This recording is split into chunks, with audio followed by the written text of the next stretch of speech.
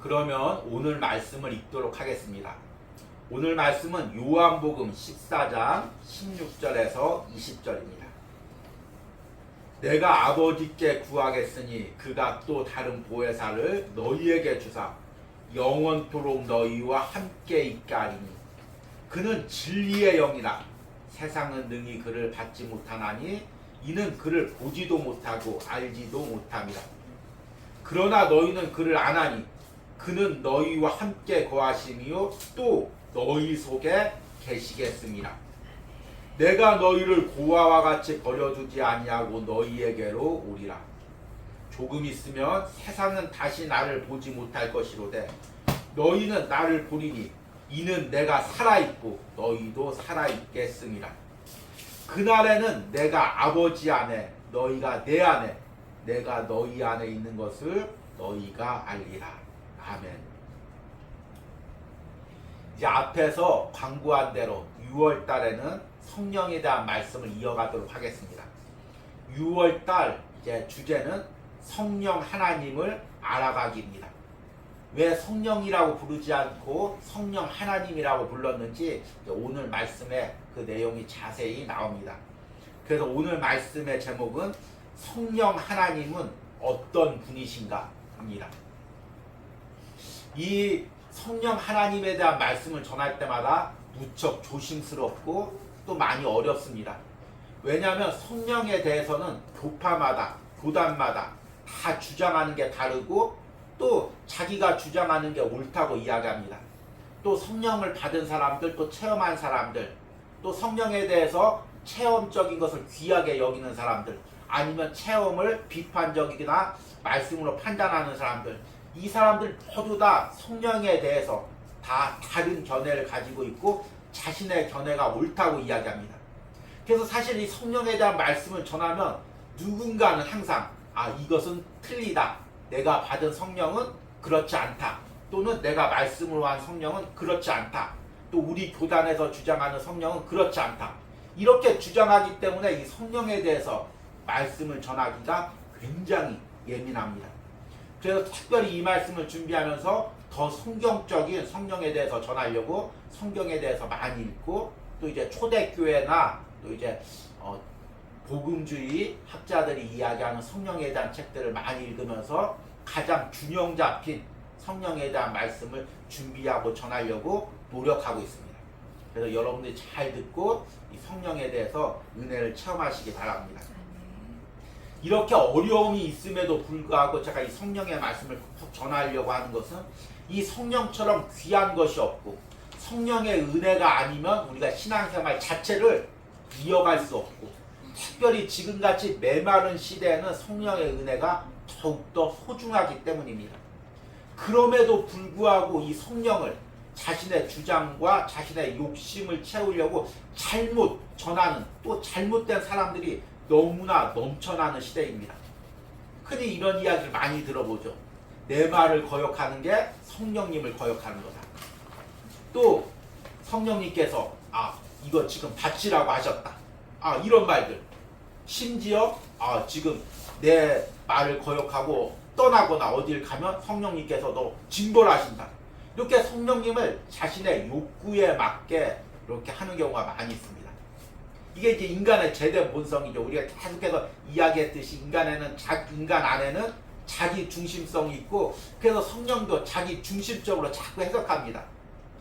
제가 이제 청년부 때 이제 그 어떤 청년 하나가 은혜를 받고 이제 그 공동체에서 가장 이쁜 자매한테 다가가서 성령님이 너랑 나랑 결혼하라고 하셨다. 이렇게 이야기를 하는 것입니다. 그리고 나서 이제 또 그 어머니가 권사님이셨는데 그 권사님한테도 권사님 그 딸과 저랑 이제 결혼하라고 했습니다. 안 그러면 그 가정에 또 딸 인생에 어려움이 처한다고 성령님께서 그렇게 말씀하셨습니다. 이렇게 이야기하는 것입니다. 그런데 그 이야기를 듣고 그 자매가 결혼을 했을까요? 안 했을까요? 결혼을 했습니다. 예. 그러니까 우리가 성도들이 의외로 이 성령에 대해서 많이 잘못 알 때가 많이 있습니다. 그리고 어떤 사람이 주장하는 성령에 대해서 마음을 뺏기고 흔히 가스라이팅이라고 하죠. 그리고 그 사람의 말을 거역하면 혹시 성령님한테 커다랗게 저주를 받는 것이 아닌가, 이렇게 두려워하면서 성령을 잘못 알 때가 많이 있습니다. 그래서 한 달간 성령에 대한 말씀을 들으면서 우리가 성령을 바로 알고 또 잘 분별하고, 그리고 분별한다고 해서 그걸 비판하고 판단하는 것이 아니라 이것을 또 우리가 사모하는 은혜가 있길 바랍니다. 그래서 이제 오늘 말씀을 통해서 정말 성경에서 이야기하는 성령님이 어떤 성령님인지 이제 전하도록 하겠습니다. 그런데 이제 성령에 대한 말씀이 구약에서부터 신약까지 계속 이어집니다. 그런데 이제 특별히 어떤 사람들은 자기가 좋아하는 그 성령의 부분만 톡 집어서 이야기를 해서 왜곡하게 전할 수가 있습니다.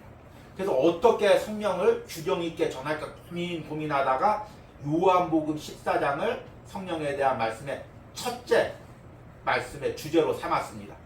왜 요한복음 14장 말씀을 말씀을 본문으로 삼았냐면, 이 요한복음 14장은 예수님의 고별 설교 중에 있습니다. 예수님의 고별 설교란 무엇이냐면, 예수님께서 예루살렘에 오셔서 이제 제자들에게 십자가에 잡히기 전에 마지막으로 하신 설교입니다. 학자들은 이 설교가 예수님께서 성만찬을 하신 후에 마지막 만찬을 하신 후에 다락방에서 전한 것으로 보기도 합니다. 그래서 다락방 강화라고도 합니다. 요한복음 13장 후반부터 요한복음 16장, 그리고 어떤 사람은 17장까지 또 그렇게 보기도 합니다. 이것이 이제 예수님의 고별 설교입니다. 예수님께서 이제 이 땅에 계시면서 마지막으로 제자들에게 하신 말씀이기에 너무나 중요한 말씀이고, 특별히 이 말씀에 대해서 성령에 대해서 언급을 하십니다. 그것도 아주 구체적으로 많이 언급합니다. 그동안은 예수님께서 성령에 대해서 언급한 적이 별로 없습니다. 그런데 이제 십자가를 앞두고 제자들에게 마지막으로 내가 간 후에 성령님 오실 것을 언급합니다. 그러기에 어떤 말씀보다 예수님께서 장차 오실 성령님에 대해서 직접적으로 말씀하신 이 말씀이 귀하고 중요한 말씀입니다. 그래서 우리가 이 말씀을 기준으로 성령님에 대해서 알아가고, 그리고 이제 다른 말씀을 확장해서 성령님을 더 깊이 알아가기를 원합니다. 오늘 요한복음 14장에 있지는 않았지만 예수님께서 이제 십자가를 앞두고 제자들에게 자기가 떠나서 아버지에게로 돌아갈 것을 이야기합니다. 요한복음 14장 1절에서 4절 말씀을 보니까, 너희는 마음에 근심하지 말라. 하나님을 믿으니 또 나를 믿으라. 내 아버지 집에 거할 곳이 많도다. 그렇지 않으면 너희에게 일렀으리라. 내가 너희를 위하여 거처를 예비하러 가노니, 가서 너희를 위하여 거처를 예비하면 내가 다시 와서 너희를 내게로 영접하여 나 있는 곳에 너희도 있게 하리라. 내가 어디로 가는지 그 길을 너희가 아느니라. 지금 제자들이 얼마나 당황스럽겠습니까? 예수님과 함께 그동안 3년 동안 함께 살았습니다. 많은 공격들이 있고 유대인들이 지금도 죽이려고 하지만 예수님이 능력을 행하기에 아무도 예수님과 제자들을 건들지 못하고 있습니다. 그런데 예수님이 이제 아버지한테로 간다고 이야기합니다. 그러면 제자들만 남게 됩니다. 그러면 유대인들이 얼씨구나 좋구나 하고 이 제자들 핍박하고 공격하고 또 생명을 빼앗을 것입니다. 얼마나 두렵겠습니까? 그리고 예수님은 아버지한테로 간다고 하는데 도대체 어디로 가는지, 자기들은 이제 어떻게 살아야 될지 모든 것이 막막할 것입니다. 마치 어떤 심정이냐면, 엄마 아빠가 어느 날 여행을 갔다가 갑자기 여기다 딱 떨어뜨려 놓고 너 이제부터 여기서 혼자 잘 살아봐라, 이런 느낌이었을 것입니다. 얼마나 세상이 무섭고 두렵겠습니까? 그런데 예수님께서 내가 간다고 끝나는 것이 아니라 내 대신 성령님을 보내겠다, 이 말씀을 이야기하는 것입니다. 그리고 오늘 말씀에 그 성령님이 어떤 분인지, 제자들은 아직 성령님이 어떤 분인지 모르죠. 성령 체험도 없고. 그런데 예수님께서 그 장차 오실 성령님이 어떤 분인지를 세세하게 이야기를 해줍니다.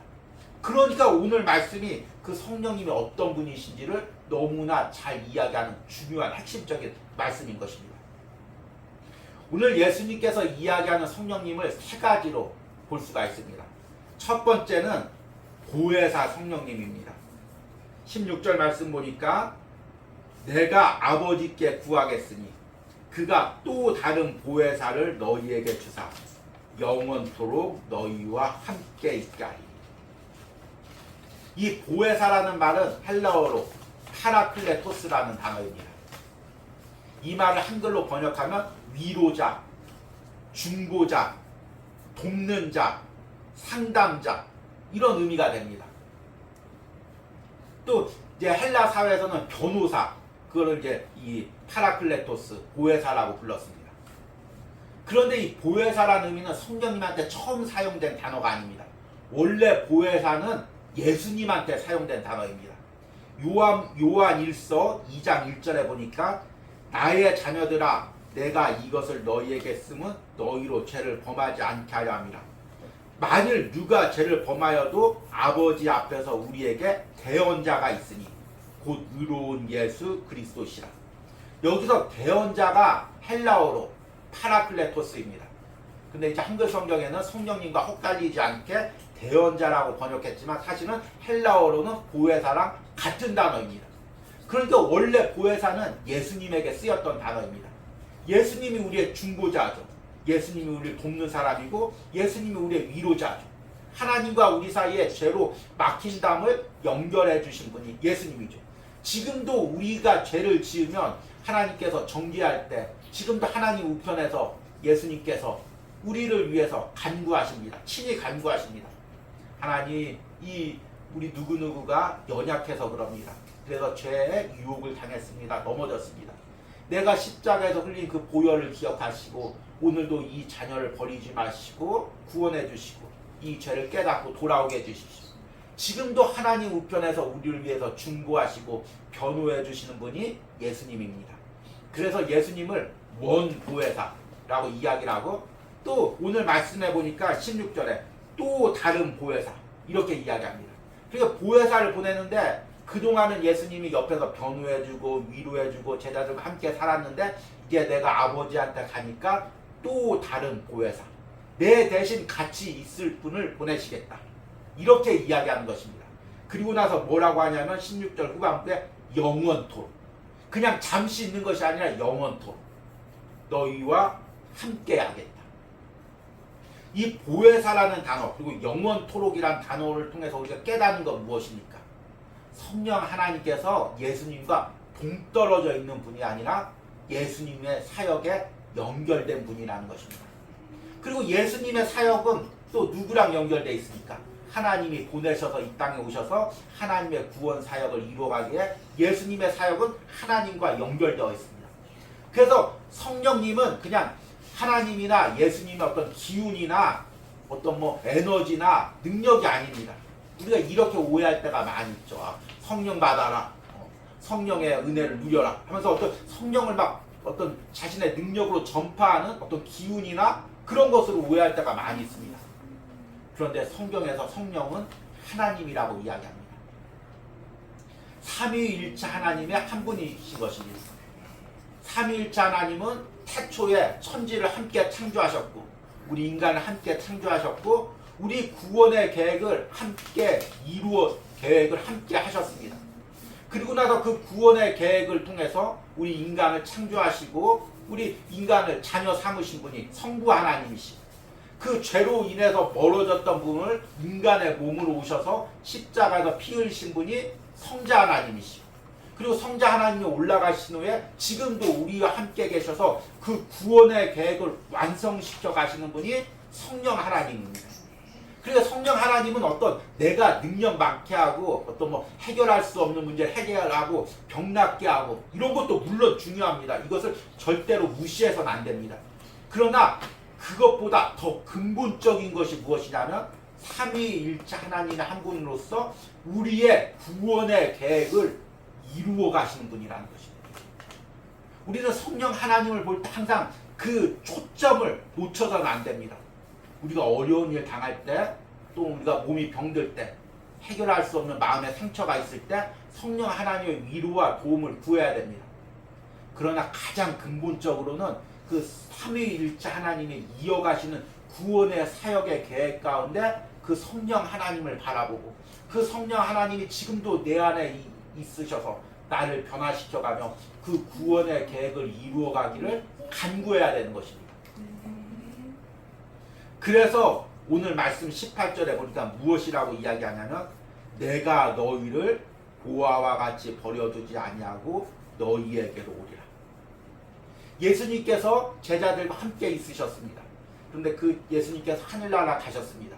그러면 제자들만 내버려 두는 것이 아니라 성령 하나님께서 오셔서 그 우리 안에 예수님이 있게 하시는 것입니다. 그리고 성령 하나님께서 영원토록 우리와 동행하는 것입니다. 그러니까 성령님과 우리가 상관없다면, 성령 체험이 없다면, 성령과 함께 살아갈 수가 없다면, 그냥 말씀만 지식적으로만 알아간다면 우리는 사실은 세상에서 고아와 같은 존재라는 것입니다. 여러분, 고아가 얼마나 불쌍합니까? 자녀에게 영원토록 자기 편이 되어주는 사람이 있습니다. 부모님이죠. 특히 엄마가 그렇습니다. 자녀가 어떤 잘못을 해도, 사람들이 어떤 손가락질을 해도 쟤는 안 돼, 쟤는 싹수가 노래, 쟤는 가능성이 없어 이야기를 해도 엄마만은 항상 내 아들 안 그렇다, 내 아들 귀하게 될 사람이다, 내 아들 세상에서 가장 귀하다, 엄마만 항상 변호해주고 품어주는 것입니다. 고아가 불쌍한 이유는 돈이 없어서도 아니면 가정이 없어서도 아닙니다. 부모님, 엄마가 없기 때문입니다. 만약 우리에게 성령님이 없다면 우리도 엄마가 없는 세상과 똑같은 것입니다. 아버지가 없는 세상과 똑같은 것입니다. 사람들이 나를 손가락질하고 핍박당하고 어려움 당해도 아무도 나를 도와주고 위로할 사람이 없는 것입니다. 그런데 지금도 성령 하나님이 나와 함께 하셔서, 예수님이 제자들과 함께 하셔서 날마다 위로하고 도와주신 것처럼 나와 함께 하십니다. 그래서 우리가 오늘도 하루하루를 걸어가고 있는 것입니다.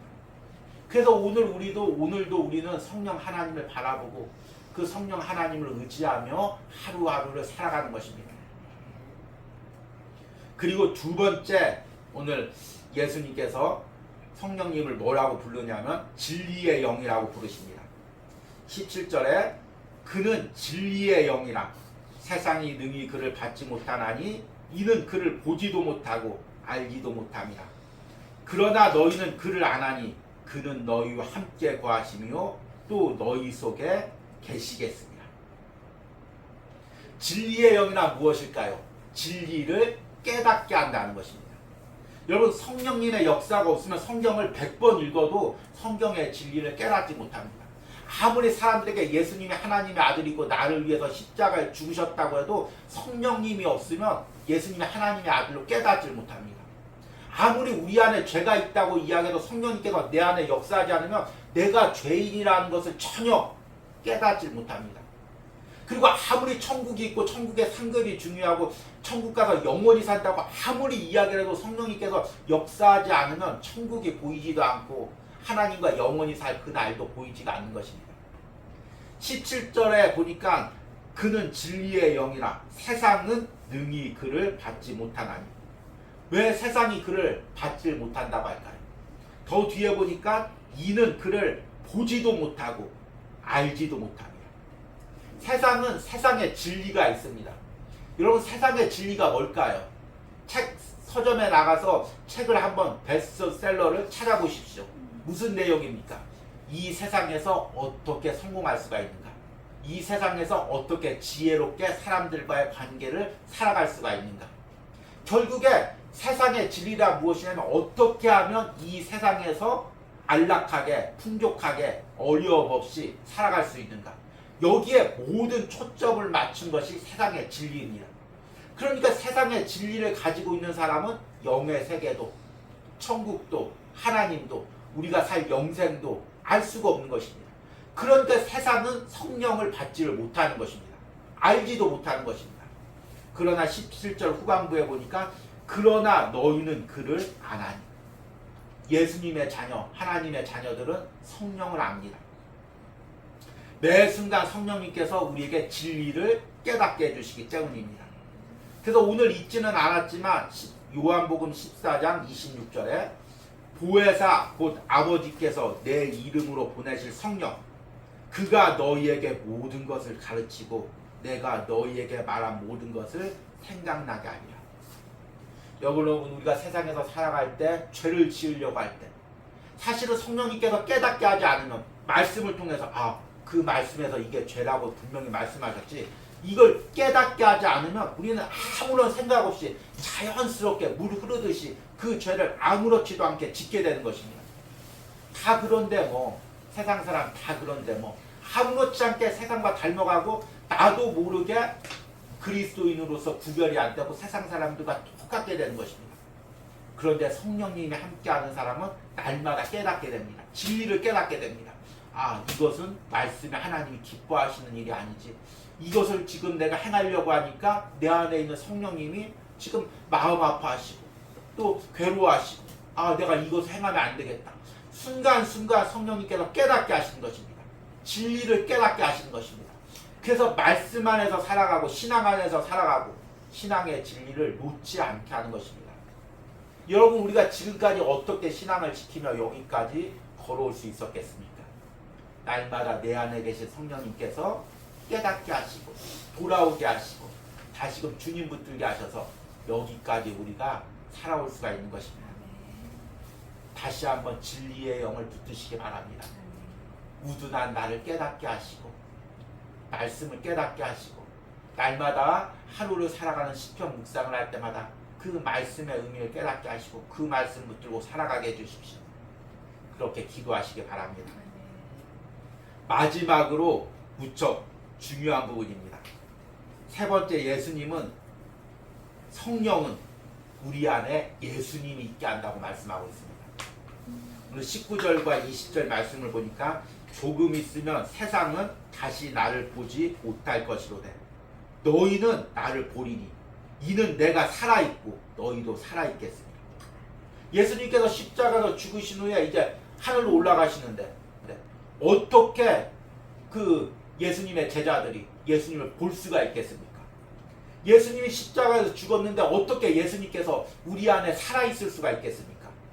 20절에 분명히 이야기합니다. 그 날이랑 어떤 날입니까? 성령님이 강림하시는 오순절, 그 성령 강림날, 그때 그리고 그 이후에 내가 아버지 안에 너희가 내 안에 내가 너희 안에 있는 것을 너희가 알리라.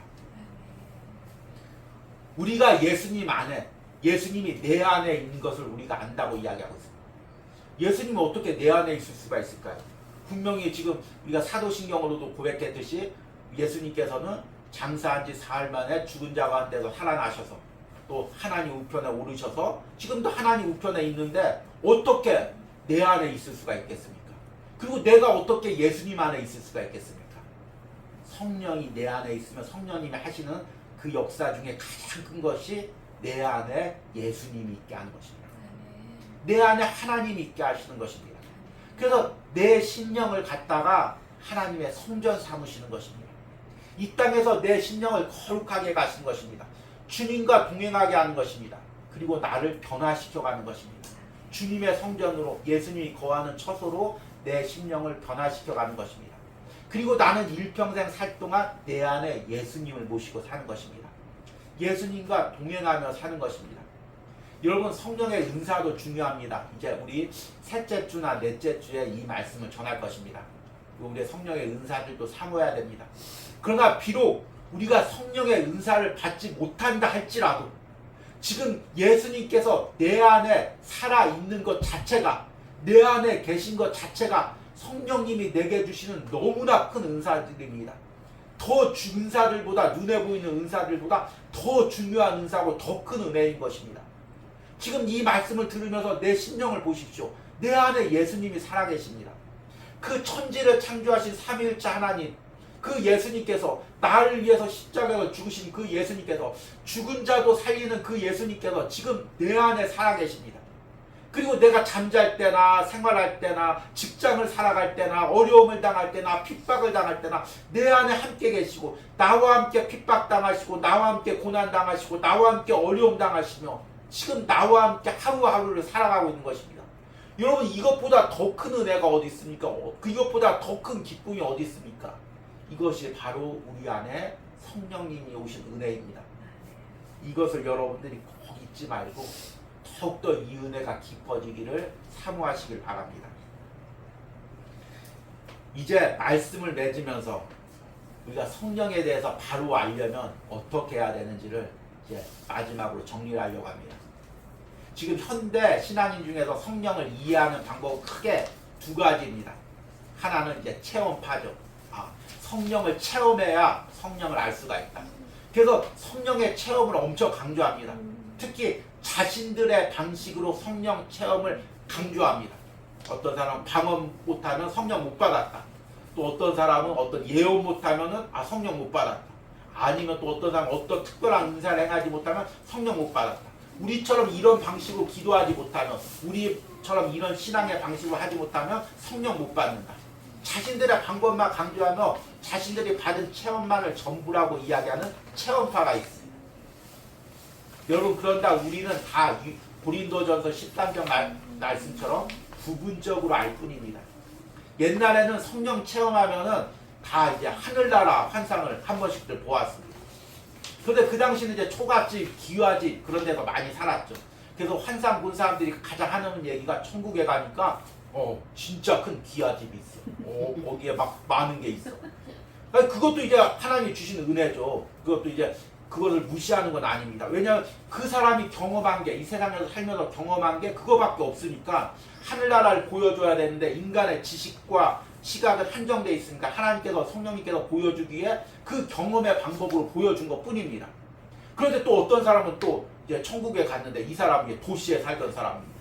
천국에 가니까 놀라운 막 빌딩들이 있고 막 많은 막 그냥 하늘 끝까지 닿는 빌딩들이 있고 이렇다고 이야기합니다. 그래서 이제 둘이 천국 보고 와서 싸웁니다. 여기서 이제 기와집파와 빌딩파가 또 나눕니다. 천국에 기와집이 있어, 천국에 빌딩이 있어. 그런데 이게 얼마나 사실은 하나님 앞에 유치한 이야기입니까? 자기 경험으로 받은 그것이 전부라고 생각하고 남을 비판하고 판단하는 그런 부분입니다. 또 하나는 말씀파가 있습니다. 야, 성령은 예수님이 오신 후에 무슨 성령 체험이 있어? 예수님이 다 이루셨는데 방언도 다 이제 폐하고 예언도 폐하고 다 없어. 이제 아무것도 없어. 성령은 그냥 말씀으로 성령을 알아야 돼. 이런 사람이 있습니다. 요즘 이제 책으로 연애를 배웠다고 하는 사람들이 있죠. 책으로, 성경책으로 성령을 배운 것입니다. 그래서 그냥 누가 조금만 성령 얘기해도 그런 성령이 어디 있어? 자기가 경험해 보지 못했기에 말씀 몇 장 몇 절에 보니까 그런 성령은 없어. 판단하고 비판하는 것입니다. 제가 지금 이렇게 이야기하는데 제가 이야기하는 게 사실은 무척 위험한 이야기입니다. 제가 이야기하면서. 왜냐하면 우리나라 한국교회는 둘 중에 하나이기 때문입니다. 체험파 아니면 말씀파이기 때문입니다. 그런데 제가 지금 체험파도 비판하고 말씀파도 비판하며 저도 중간에 어디 하나에 속해야 제 편이 생기는데 제 편이 없는 것입니다. 그래서 이리 비판하고 저리 비판하는 것입니다. 우리 정치에서도 항상 중도층은 항상 여기서 비판받고 저기서도 비판받습니다. 그러나 성령은 항상 우리가 균형 있게 봐야 됩니다. 성령을 우리가 직접 체험해서 그 성령을 인격적으로 알아가야 됩니다. 그리고 그 인격적으로 알아간 성령을 또한 우리가 말씀을 통해서 알아가야 됩니다. 이 둘 중에 하나라도 치우치고 이 둘 중에 하나가 전부라고 생각하고 그것으로 상대를 비판하면 우리는 성령에 대해서 벌써 왜곡되고 있는 것입니다. 저는 여러분들이 말씀으로 성령을 깊게 알아가기로 원합니다. 그러나 말씀으로 아는 것으로 끝나지 말고 내가 그 성령을 날마다 체험하기를, 인격적으로 만나기를, 성경에 나와 있는 성령의 은사들을 내가 누리기를 날마다 사모하기를 원합니다. 이제 한 달 동안 성령에 대해서 깊이 알아가는 말씀을 전할 때 여러분들이 이 말씀의 성령을 듣는 것도 중요하지만 그 말씀의 성령이 내 삶에 나타나서 나와 함께 하시기를, 내가 체험하기를 간절히 사모하며 성령을 더 깊이 알아가시는 은혜가 있기를 소망합니다.